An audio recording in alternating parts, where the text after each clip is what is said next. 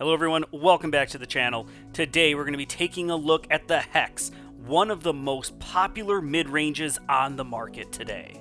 So we're going to kick things off with the flight numbers, both a 5 for the speed and glide, turn -1 and a fade of 1, making at least number-wise the HEX a very neutral flying mid-range. But before we get into the flight, let's take a look at the profile and the feel. Now the first thing that jumped out at me about the HEX is just how slender of a profile this is. This is a very shallow disc. If you have very small hands, you are going to love the feel of the HEX. It is incredibly shallow, incredibly flat flight plate as well, which helps leads to making this thing incredibly shallow, which for me, it's a little awkward backhand just because of how shallow it is. It doesn't quite fill the hand. When it comes to forehand, it does feel very comfortable with that really flat flight plate.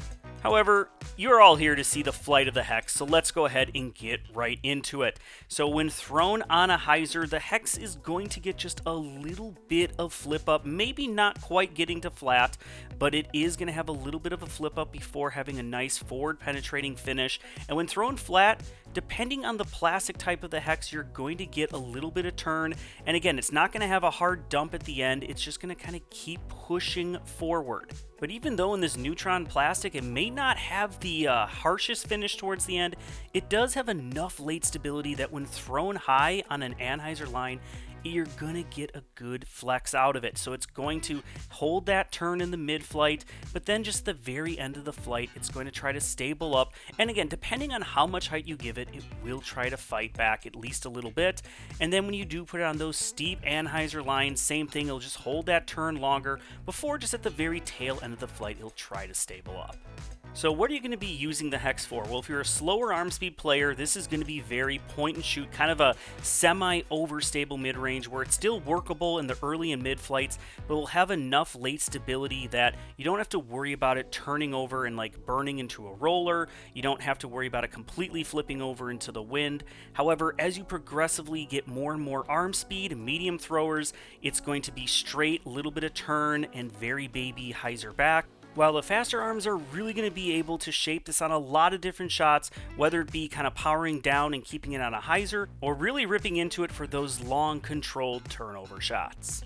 Also, I mentioned earlier that the HEX has that really slender profile. Well, I was not expecting it to have too much glide because of that slender profile. However, it did prove me wrong as the HEX has a good amount of glide. Not the best out on the market, but just enough where it'll keep it in the air a little bit longer and get you some decent distance. Now let's go ahead and see how I would use the HEX out on the course. This is a very fun hole. It's downhill, a lot of wide open space, especially for us lefties, but you do have that island green. Now with the HEX, I can trust it just on a slight hyzer, just throw it out wide and know that it's overstable enough it's going to hold that arcing hyzer all the way into the island. On this next hole, you have a gap about a third of the way down the fairway, and with how much woods there is, it's basically a double mando, so you have to go straight down the middle. With the HEX, I know it's going to get just a gentle amount of turn as long as I trust it, so I'll throw it on just the babiest of anhyzer lines, get that little bit of turn, and know it's going to flatten itself out and just skip forward towards the basket. This is pretty similar, but this time the gap is halfway down the fairway, and it's also a little bit downhill, but a very similar shot. So again with the HEX, throw it flat, maybe just a little bit of anhyzer, trust that it's not going to turn itself fully over, it's going to stable up, and then fight its way back.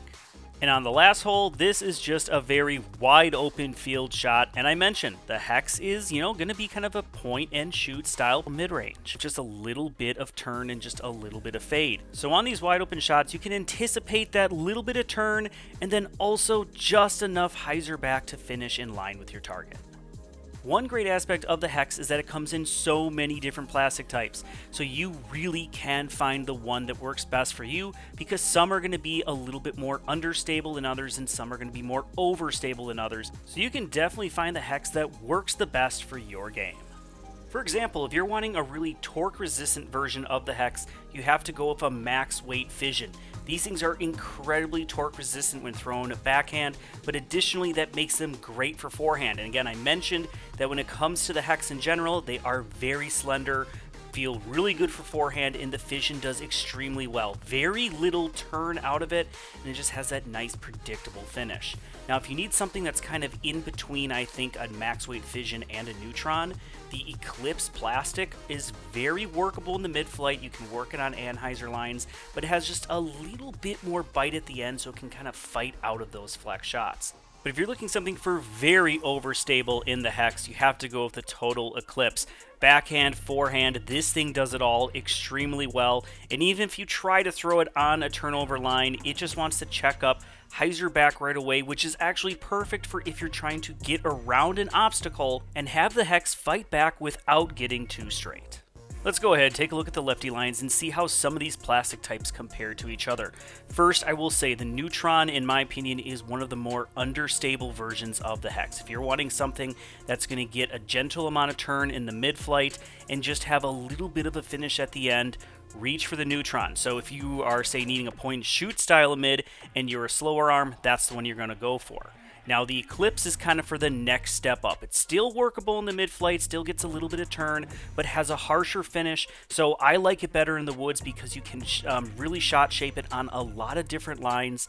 But then if you're wanting something that's going to really hold up to extra torque, if you're a faster arm, or if you're needing a hex that is going to be used for forehand, that's when I would pick the Fission. It still gets very good glide despite being more torque resistant and having a much harsher finish. But at least a max weight fission or near max weight fission really handles all that extra speed and torque very well. So if you need that overstable option, that's what I would go for.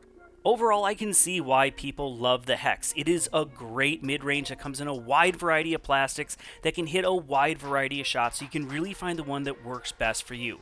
The only thing I can really see that's wrong with the Hex is because it's so shallow, players who have really long fingers or big hands might have an issue if it's very slender profile, but still, don't let deter you. This is a mid-range you want to try. And if you do want to try a Hex, be sure to visit GreatLakesDisc.com, use that promo code LEFTY, get yours today, and save 10%. Until the next one, keep banging chains.